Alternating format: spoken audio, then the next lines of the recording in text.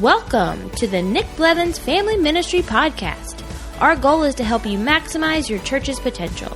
You'll hear from top leaders in children's, student, and family ministry about the principles and practices they use. Now here's your host, Nick Blevins. What's up, everybody? Welcome to episode 157 of the podcast. Allie Evans from Life.Church is back. Allie Evans is the NextGen Pastor there. And we talk all about developing leaders. How does Life.Church hire staff internally and externally? How do they develop volunteers internally to become staff? How do they create a healthy culture? And what are some norms for their team? And when Allie brought that idea up of norms for their team, I thought, I think I know what that means, but I'm not really sure. And it was a great conversation. And I think most churches probably haven't talked about, and most teams probably haven't talked about what their norms are, which is great. So if you listen, you'll hear her talk all about that. I thought that was really helpful. Now, one of the things that I just started, not that long ago is with each podcast episode, if you subscribe to my email list, you can get an email exclusive. And for this episode, the email exclusive is that you can get one module of Allie's Ministry Boost course for free. She started a Ministry Boost course with us this past summer called Developing Ministry Leaders, which is great because who better to do that than Allie Evans and Life.Church? They're just so amazing at leadership development. And I think leadership development is one of the most popular topics that people talk about, want to hear about, want to learn about. But I also find that it's hard to make it practical. And her course does that. So you get to learn about how Life.Church does leadership development. She puts that in her course. You can get one module of that for free. If you subscribe to my email list, you already got that email. If not, go to nickblevins.com/episode 157. You'll get the links and show notes and all that. Plus, you can subscribe to get those email exclusives for the podcast. Now, before we jump into the interview, I want to let you know about a free resource I created. It's been a long time coming. I've wanted to create this for forever, not just to share with you all, but also for my own church. And it's 15 best practices for planning church events. I don't know about you, but we do a lot of events. I think our church doesn't do a ton of events. We're kind of lean that way. We do, hopefully, strategic events that help people take steps and all of those things. But still, we're planning events all the time. Like there's never a day in the year when, at least in the NextGen world, we're not planning probably 4 to 5 events at one time throughout the year. And some of that's because some of them are so big, we start them a year in advance. Some of that's because there's just so many small things. If you talk about transitions and milestones and family events and volunteer events and all of that, we're always planning events. And there's kind of been a code, a process, a culture that we've hoped to create from learning from bad experiences, ways we've messed up, learning from other churches, just learning along the way. And we kind of have this process or culture or code with events, but we never documented it. So finally, I was able to put this into a free resource called Planning Church Events, 15 Best Practices. I'll be honest with you. Some of them come from like my pet peeves about events, either attending them or being a part of planning them. Certain things that I know can frustrate me, and I'm sure frustrate some of you as well. And so these 15 best practices, some of them speak to that. Like, how do we do that in a better way that doesn't frustrate us as leaders or the people attending? You can get that at nickblevins.com/events. We'll put that in the show notes link as well if you just want to go there to nickblevins.com/157. Well, I've said my website name too much, especially since it has my name in it. So let's go ahead now and jump into my interview with Allie Evans, all about developing staff and volunteers in a healthy culture. It's good to have Allie Evans back on the podcast. Welcome back, Allie. Hey, it's so good to be back. So give us an update on how you're doing and what's new at Life.Church since you were last on, which both of us don't really know how long that's been. But however long it's been, what's new and how are you doing? Things are so good. So a little personal update, Matt and I just celebrated our 26th wedding anniversary. So that seems like a lifetime in some ways in a really good way. And in other ways, it seems like we've got a lifetime ahead of us. So that's cool. And we've got 3 kids. Ryan, he's out in California living his best. Madison is down in Austin, works for a tech company, does HR stuff, and she's loving that city. And then Abby is here finishing up nursing school, one more year of nursing school. So that's all fun, but it's different, kind of being an empty nester. And then Life.Church, as far as Life.Church is concerned, gosh, there is always something new going on at Life.Church.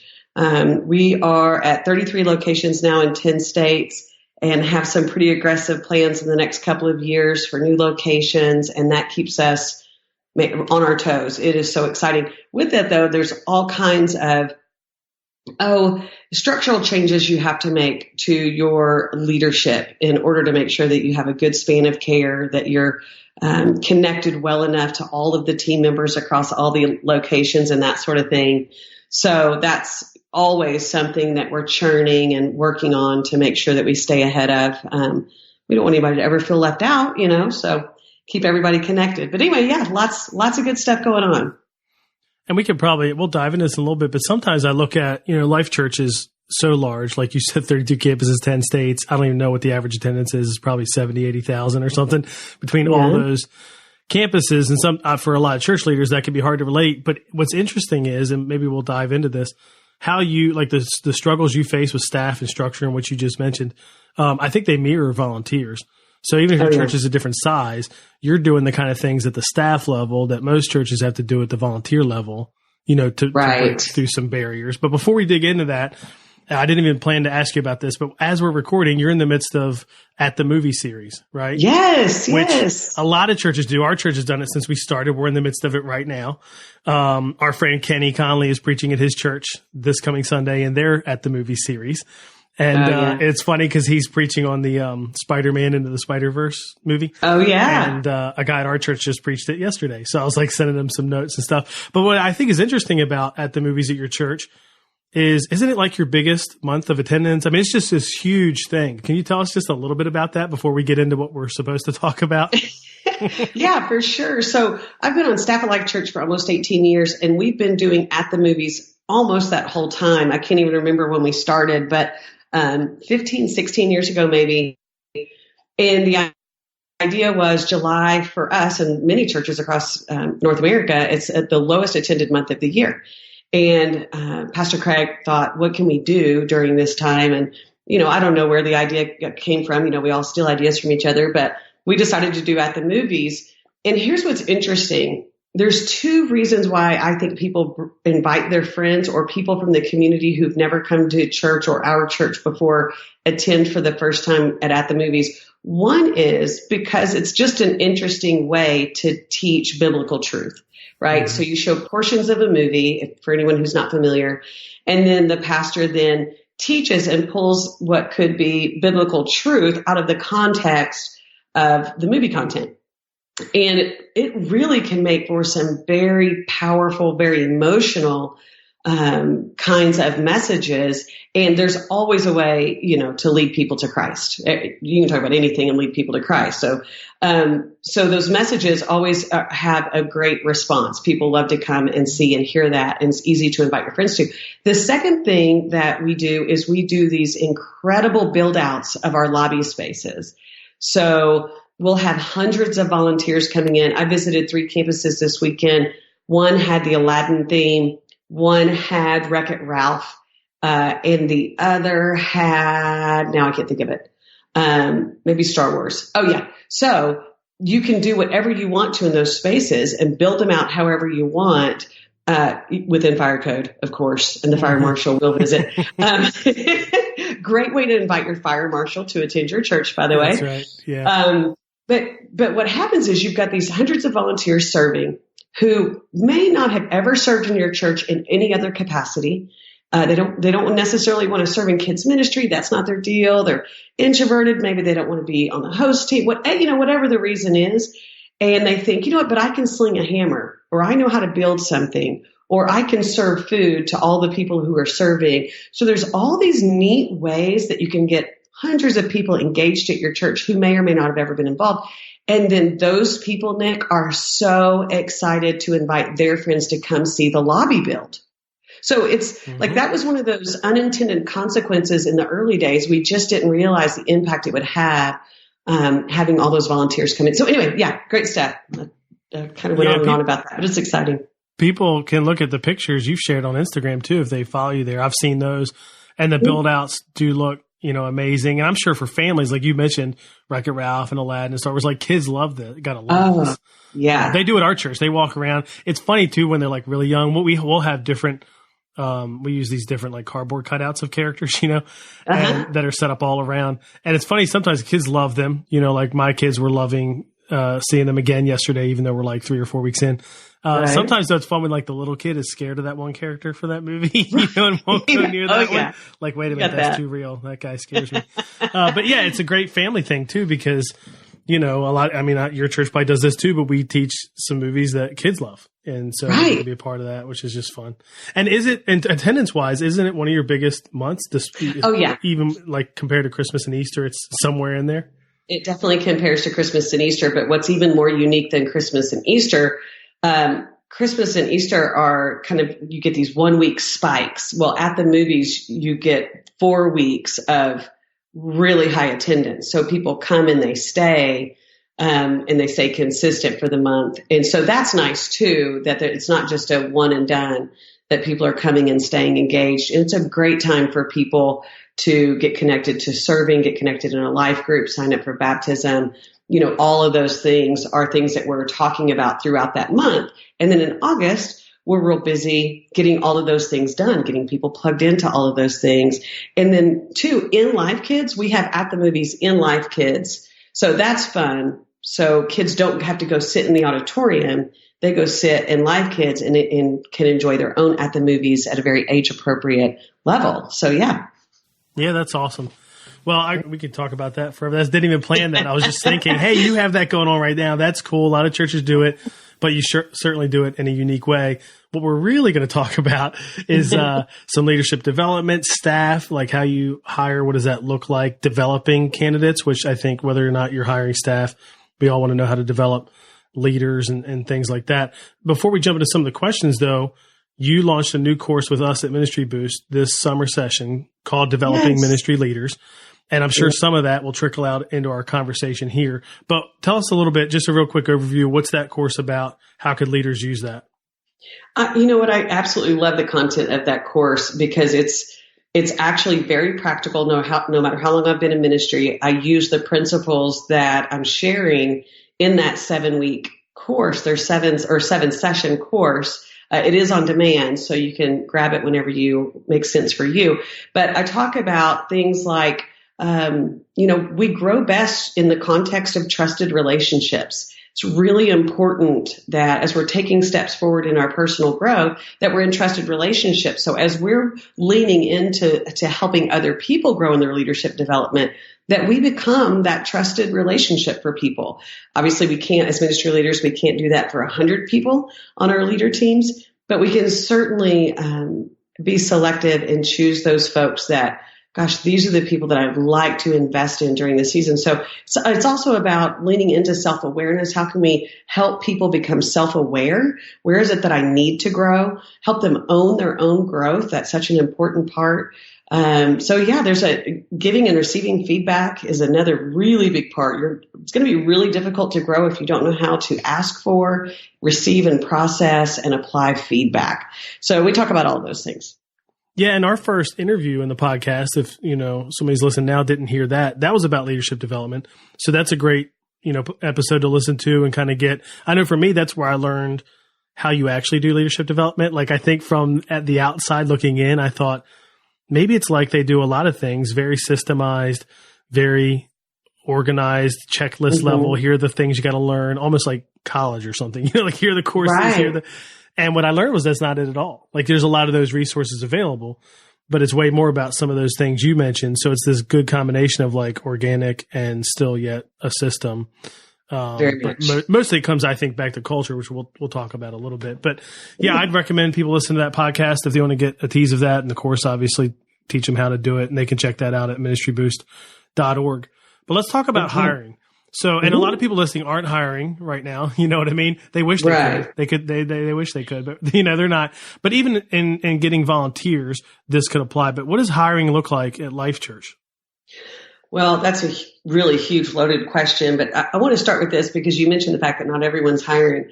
But I tell you, I didn't understand the value of the term pipeline for a long time. And I mean that as much as it relates to building your volunteer leadership pipeline as a staff pipeline. And let me tell you why I say that. I don't know if this resonates with anyone, but I've gone through, when I was a kids pastor, I went through seasons where we just had an inflow. For whatever reason, there were people that decided, hey, I want to start activating and using my gifts in kids ministry. And we were doing, training and background checks and getting everyone in. And you'd have a couple of weeks of that and think, gosh, I on-ramp 30 people or 50 people or 10 people, whatever is significant to you. And you think, good. All right, let's get them acclimated. And then you turn around about 3 or 4 months later and you realize you've taken your foot off the gas and you've stopped inviting people to serve in your ministry. And you look and it's time to quote unquote recruit again. We got to do that again.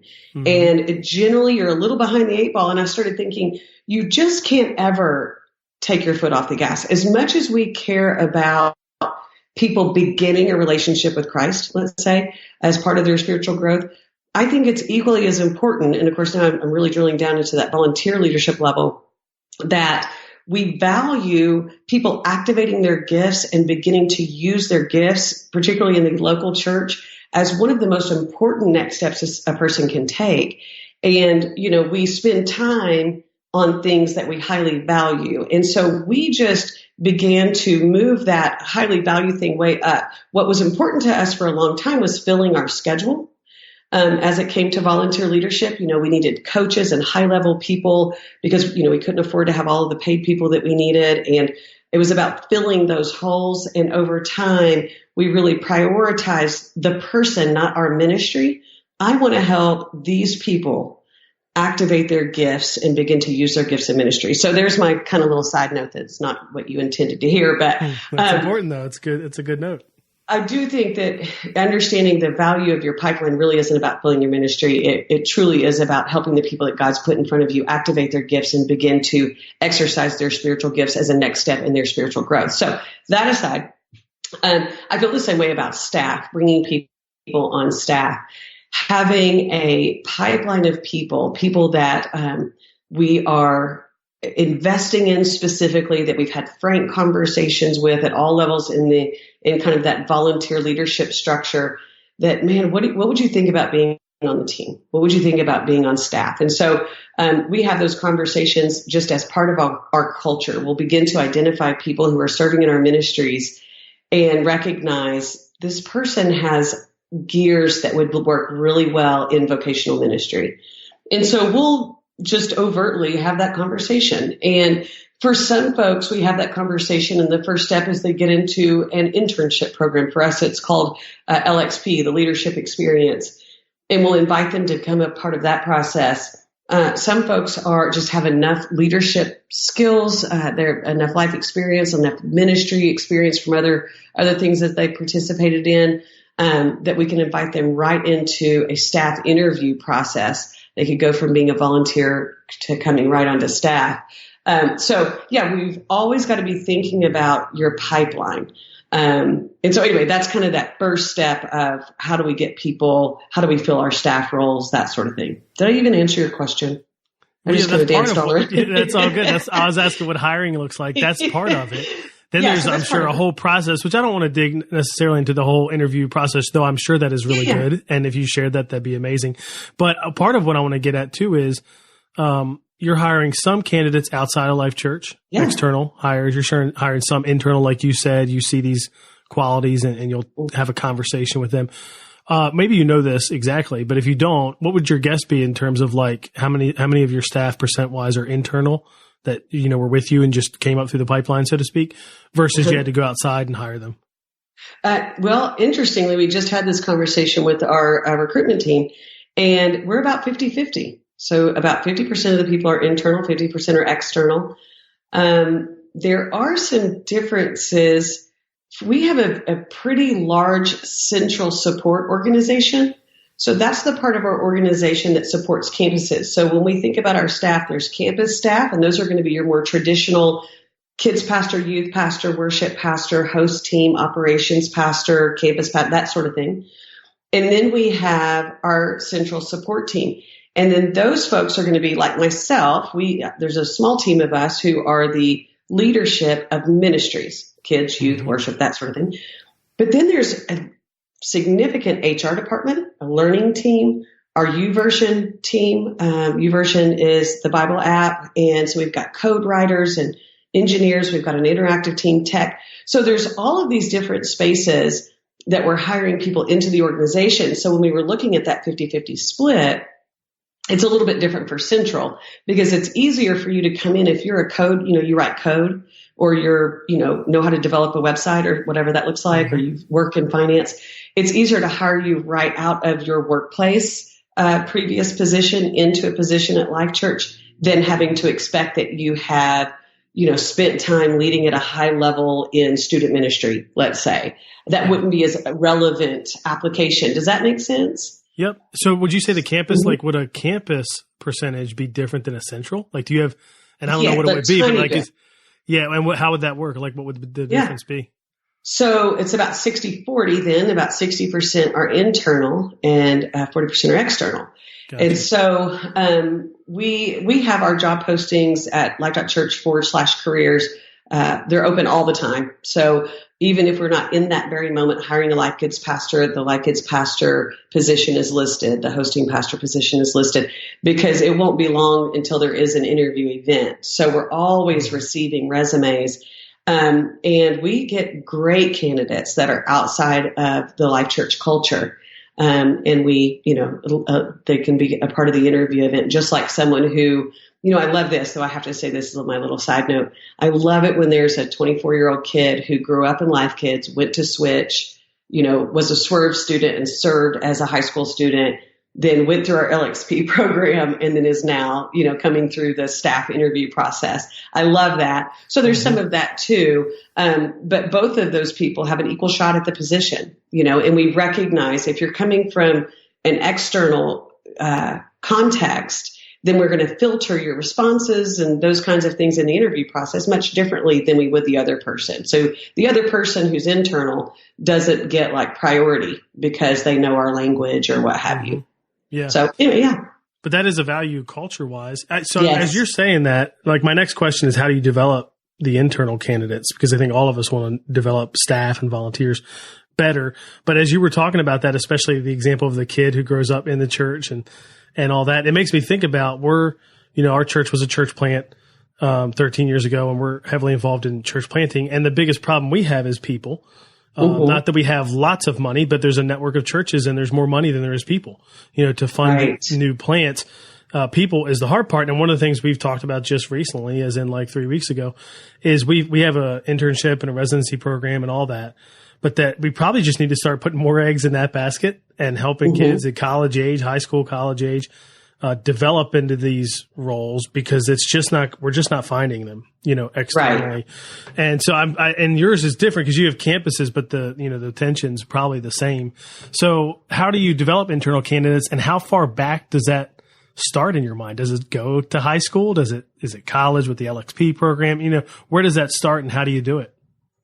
Well, okay. So I'll be really transparent. We have a small leadership conference that we do specifically for 9th through 12th graders. It's called Capacity. In fact, it'll be week after this. It's next week. And we invite a select group of students, 9th through 12th graders who've been serving and are involved on their campus, their church campus, their location, and then also some parameters around how they're leading in their community. And they can be invited to Capacity. Well, our Capacity students are a great first look at what of these kids might be great on staff someday, and during the leadership it's a 2.5 day deal.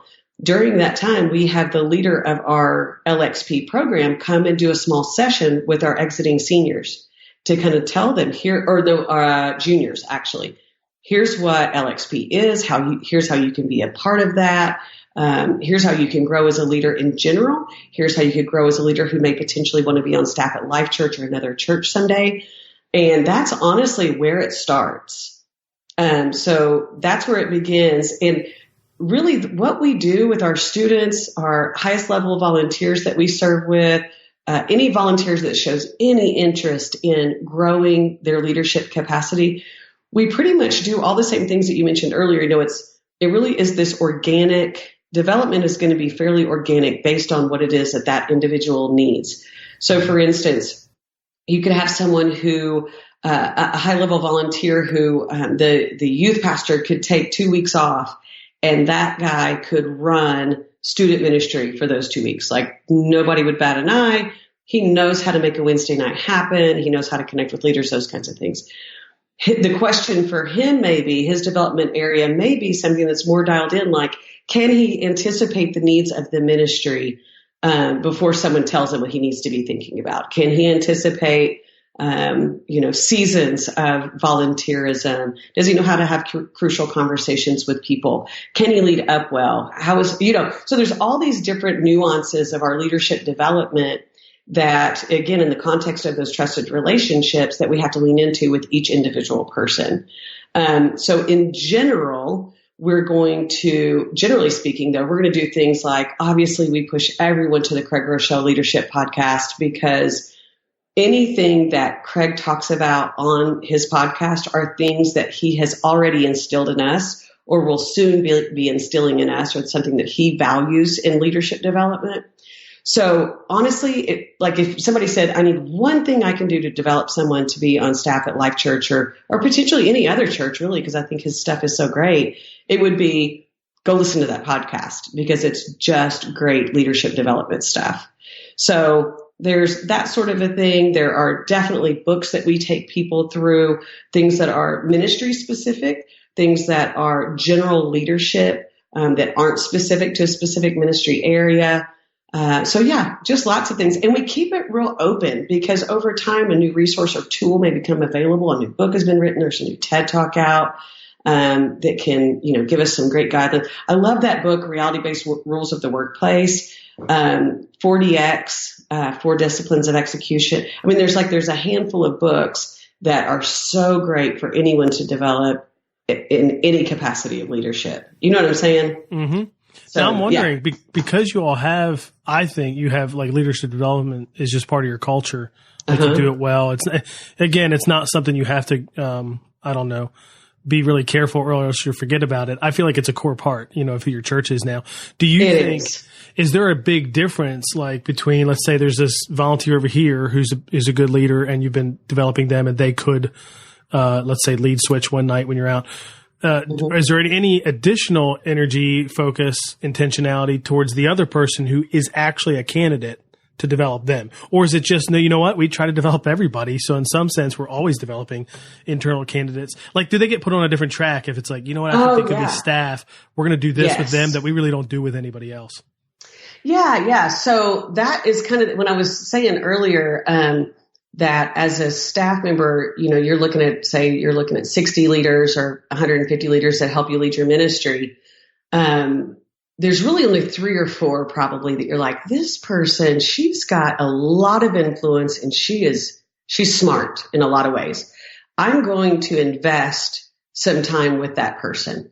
Now, it may be that I find after the first few conversations, after we're connecting, that being on staff would be a great path for her. That may not be the path, but I still want to invest in her in general so that she can be a better leader in her business role or at home or what have you. But yes, for sure, if someone comes up to us and expresses, look, I've been serving, I love this thing, I want to be on staff someday, what do I got to do?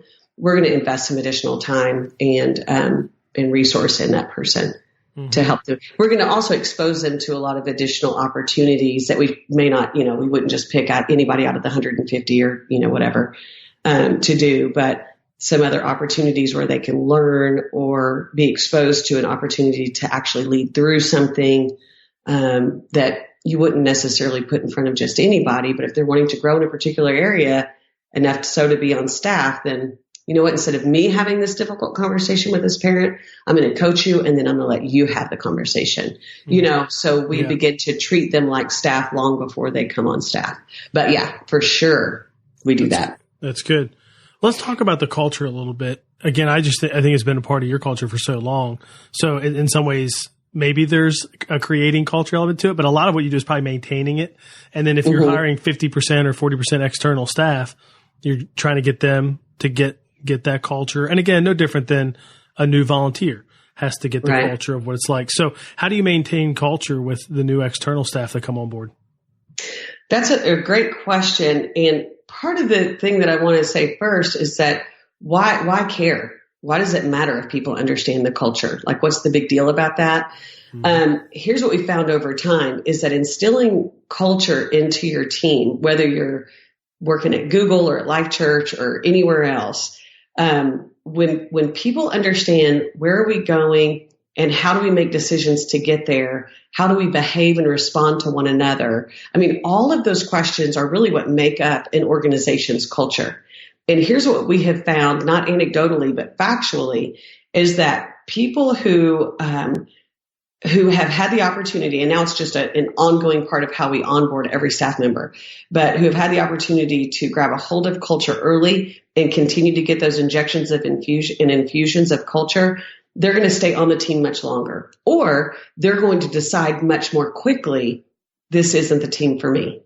And they'll make a decision to leave Life.Church, which is great either way, because we want every individual doing ministry, serving the Lord right where they're supposed to be. And it may or may not be Life.Church, So from the very beginning, and when I say very beginning, I mean the phone screen that you go through when you send in your resume, from that point forward, we're talking about culture and seeing if a person's values align with Life.Church values. And there's always going to need to be some culture shaping when someone comes onto any organization.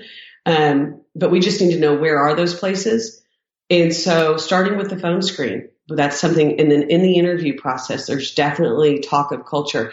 Once you come on the team, the very first thing that you're invited to is our Inside Out, which is our new staff 2-day event, where it is like, it's a full infusion of culture in every single way. You get all the history of Life.Church. Why do we value the things that we value? How does each ministry area operate? How do we respond to people? I mean, it's all of the values and the culture stuff. And then at every single turn, all the time we talk about culture. We talk about our culture to attenders in the sense that, your value system is part of your culture. So if an attender has a question about, why do we not do something, or why do we do something, and we can respond to that with one of our values, like, here's why. It's because, we, whatever, fill in the blank, whatever the situation is, it helps people to get clarity and to go, oh, well, we know exactly who we are. Culture is thick, And so all along the way, there is culture infusion. I was just looking on our staff portal, and there's a whole section on our staff portal called Our Culture. And you can see all of our values and axioms and, sustaining attributes and all of those things that we value. And I think I've even told you, Nick, that our development culture, that piece of our culture, is so much so that when you go to a restroom in Life.Church in our central offices, there's what we call potty pub. How you put the little thing on the back of the stall door, right? Yeah. That, like, right now, it is notes that someone read the book, The Unofficial Project Manager, I think is what it's called. And so it's like a page with like 5 bullet points of the takeaways from this book. So it's like, you can't even go to the bathroom at Life.Church and not get developed, and those things change out every couple of weeks. It'll be, notes from Craig's podcast, or notes from some other book, or, whatever. But it's just, if it really is your culture, it's happening all the time, and so that's the thing. You just have to be intentional to constantly talk about, when people see you behaving in a way that is inconsistent with our stated culture or stated values, that's a huge shot to the integrity of our culture. And so as leaders, we have to be living it, first of all. That's probably the most important thing we can do, is we're actually living the culture. If we say we value your family, but we never give you time off, then those are just words. It's not really your culture. In fact, that your culture becomes not being who you say you are, which is an unintended consequence, right? Yep. So it's more detrimental to set up these, values and here's who we are culturally, here's our team norms, and to not live by them is worse than not having them stated. Does that make sense? Yeah, definitely makes sense. And I think a lot of people listening probably have a setting where culture isn't wasn't intentionally created. So whatever they have, good or bad, maybe it wasn't intentional. There's not somebody thinking, hey, what can we put in the bathrooms? To help. But the other thing, and I was thinking I should know this, but I don't know this. In terms of stated values or axioms, what does Life.Church have? Is it one that's the whole church? Do you have different set for staff versus like the church? I know that churches do different things there. What does that look like for Life.Church? No, yeah. So it's all the same. So when we talk about our aligning values, those are things that we value as a staff team, but we value as a church. And our church, our campus pastors will actually share these kind of depending on the context of their, their time on stage on a weekend. They may share some of these. So things like, we give up things we love for things we love even more. It's an honor to sacrifice for Christ and his church. That's just really important. Every time that a campus pastor wants to talk to his campus about or her campus about what it means to serve and the value of that, our aligning value for that is we're spiritual contributors, not spiritual consumers. The church does not exist for us. We're the church and we exist for the world, So there's always room to share those values and sustaining attributes with the people of our church. And it's interesting because, people get it. My favorite one is we'll laugh hard, loud, and often. There's nothing more fun than serving God with people you love. That's that's the one I throw out all the time. That's good. That's awesome. That's important because a lot of times you don't associate church with fun. Yeah. So that's good. So yeah. But so you have how many do you have? Like how many values or whatever you call them, axioms? And it's one set, you said both, because I've seen that too. Some churches have like internal staff values and then kind of external church values, and there's probably some overlap or whatever. But you have one set, and I feel like I should have looked this up. But how many are there? No. So there's 10. There are 10 values, and our axioms are going to be things that may be a little. I think these are really interesting for people who are in ministry leadership. So these are going to be less things that we would talk about from stage, but you might talk about if you were having a small group gathering of business leaders in your community and, you were talking about leadership or what have you. But our axiom are things like everything rises and falls on leadership. All development begins with self-awareness. Oh, one of my favorites is where performance is measured, performance improves. And there's a lot of conversation around churches about why is it important that we count how many people clicked on a message, or why is it important we count how many people sat in the auditorium, or, those kinds of things. And so it's important to know why you believe something. And for us, we believe that when you take a look at the numbers, that it'll help you get better. That's the whole reason you look at numbers is, gosh, I thought we'd had a better turnout at this event. We spent a lot of resources. Was it worth it?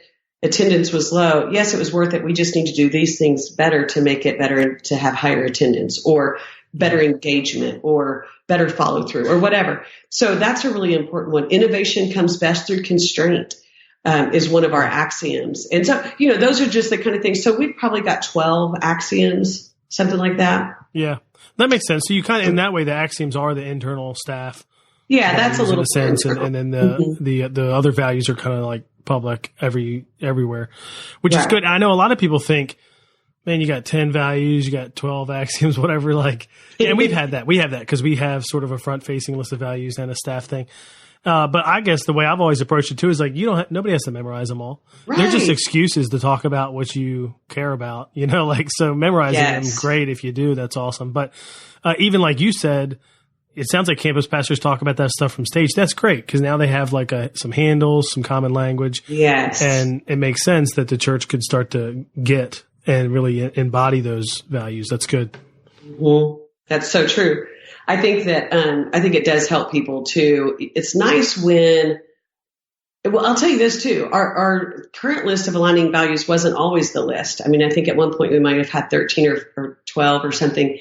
And over time, the only reason something needs to be valuable is if you need it, right? So if you find yourself where you're in conversations all the time, you're leading or whatever the situation is, and you realize, I need to have a way to talk about this.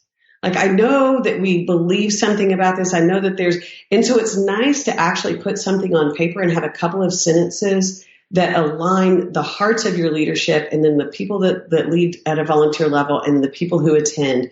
That way, when a lady who attends our church finds herself in a situation at work and someone is asking a question about Life.Church, she's heard often enough a value that she may not be able to say it word for word. We don't ask anyone to memorize them, not even staff, but she would be able to at least have, like you said, have some handles to respond in a way that's educated about the church she attends. And we want people to feel equipped to talk about Life.Church if they're in their community. Yeah, that's good. So I know when I was, we were talking before this interview about what can we talk about? What are you, facing at Life.Church? What's exciting? What's a challenge? All that stuff. One of the challenges you're facing is the growth with new campuses and then culture. And you mentioned even creating norms.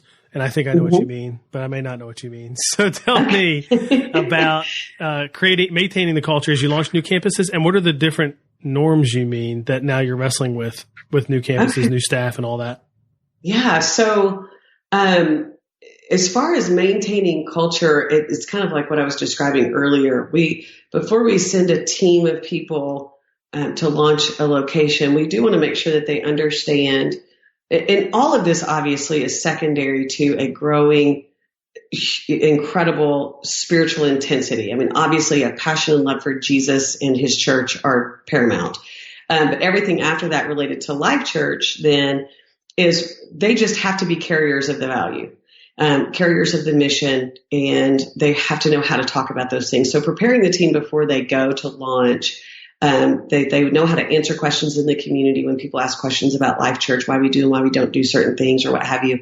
That's going to be really important. And the way that we continue to keep them connected is through all of the various learning opportunities. I'd shared I didn't share this. So we have what we call digital signage.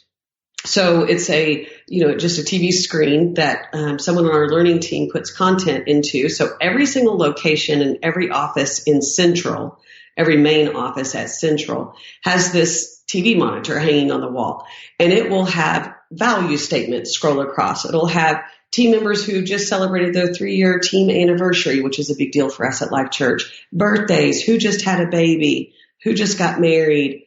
There might be a reminder that, there's a new podcast coming out, or a reminder about a learning session that's happening next month and it's time to get signed up to learn. All of those ways are ways that we keep people connected to each other and keep people connected to culture, because we want to keep them connected to learning opportunities. And that digital signage has become a great way to do that. So I don't know if that makes sense to anyone else who might be multi-site, but it's been so great having that. But also, again, just you have to talk about it all the time. Culture is who you are. The norms part is a little bit interesting. Norms can be different by team. So, for instance, my team, the Central NextGen team, we're only a team of 8, but we sat down together and talked through. I'd had some staff change on my team, and I thought, all right, we need to all get to know how we're going to operate together. How are we going to respond to each other? What does it mean when I walk past Sean's desk and he has his earbuds in?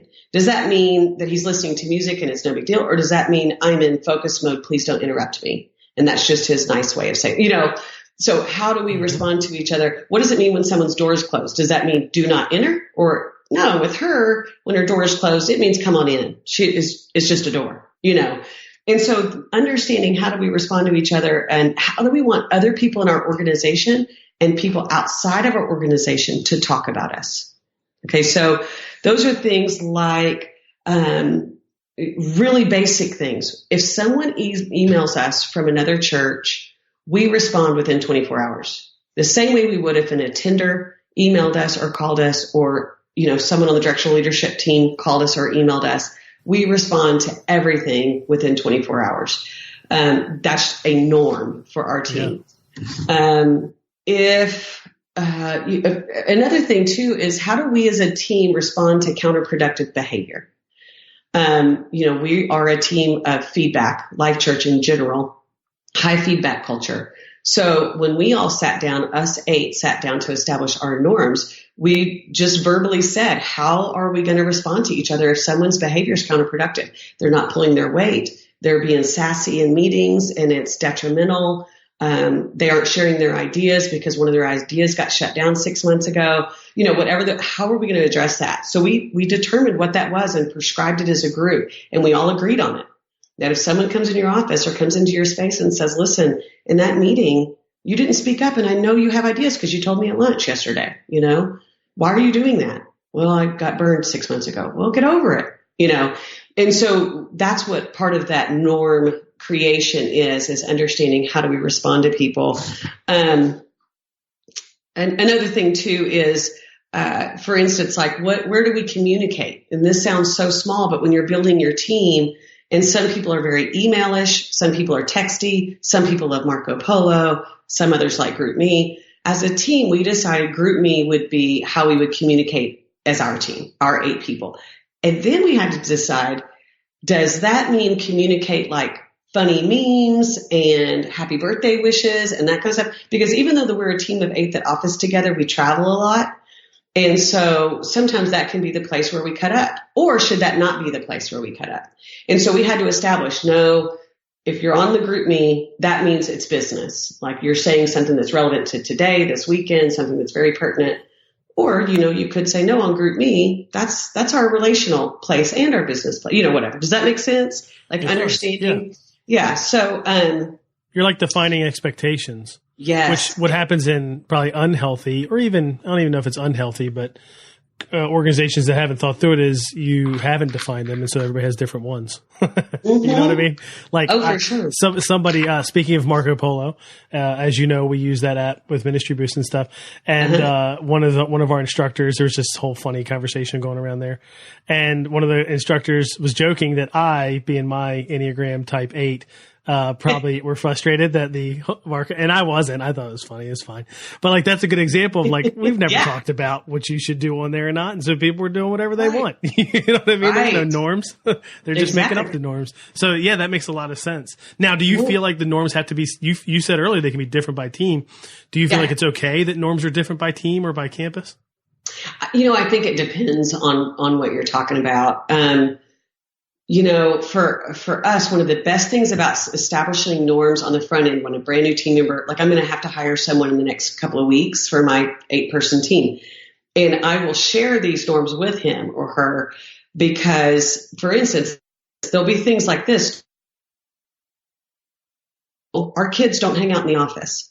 That's just how we are. There's always a one-off situation. But for the most part, if your kid has a day off of school suddenly because of rain or snow or whatever, the office is not the place. So some people may think that's really harsh or that's inappropriate. So I like to talk about that with team members ahead of time so that then later you're not having the awkward conversation.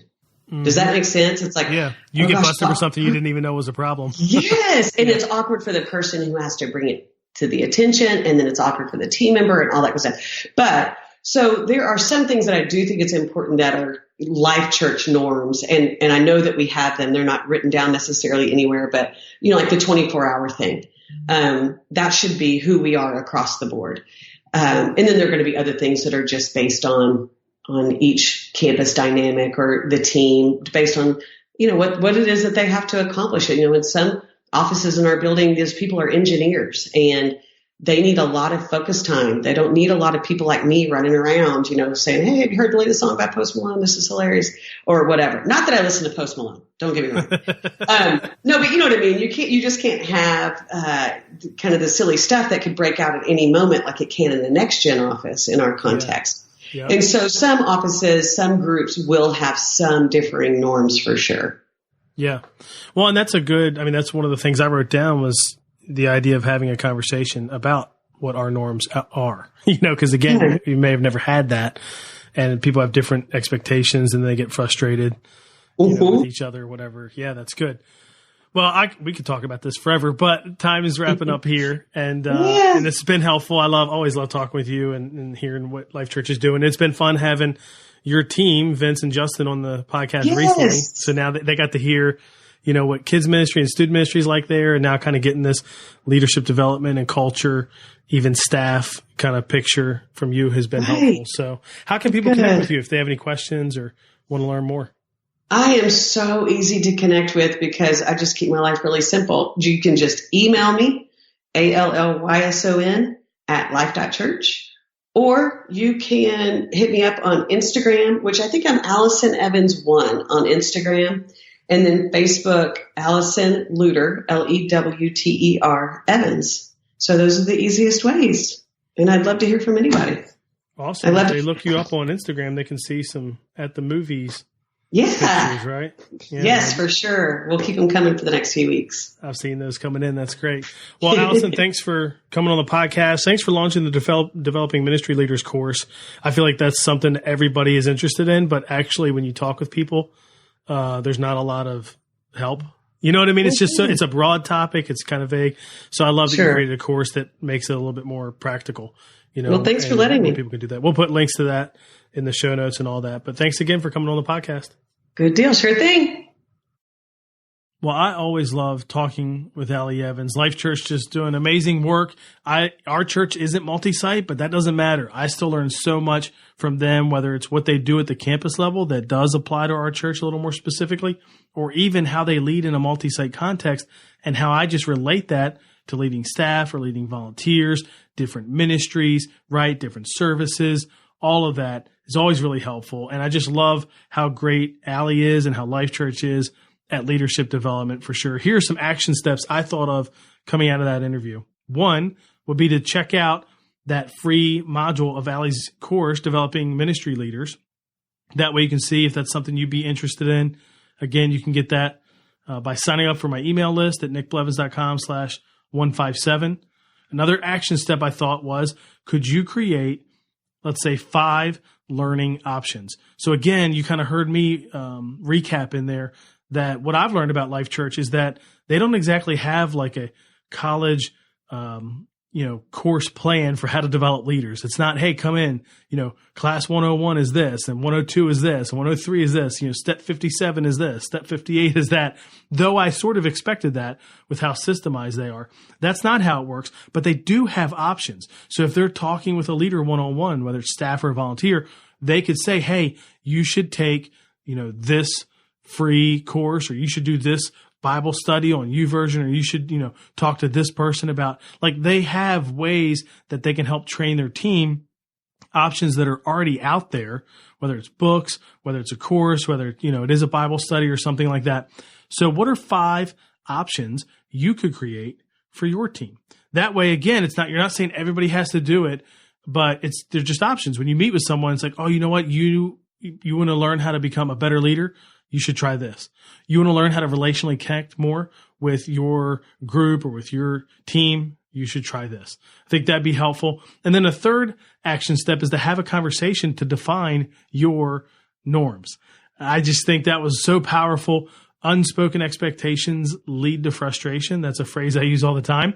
And it sounds to me like, the conversation to define norms, you make those expectations spoken, so you won't have that frustration. I thought that was really, really good. Again, if you want to get the new free resource I created, Planning Church Events, 15 Best Practices, go to nickblevins.com/events. I'd love to hear your thoughts on that. I mean, you could probably add another 5 or 10 best practices. And if you email me, I'd love to hear what you would add. That'd be really, really helpful. So there you have it. Thanks again for listening, for sharing, rating, reviewing the podcast, all that stuff. Really appreciate that. And I'll catch you next time on the Family Ministry Podcast. Thanks for listening to the Nick Blevins Family Ministry Podcast. We hope this helps you maximize your church's potential. We would love to hear stories of how you apply what you've learned. You can do that by leaving a comment on iTunes or in the show notes at nickblevins.com.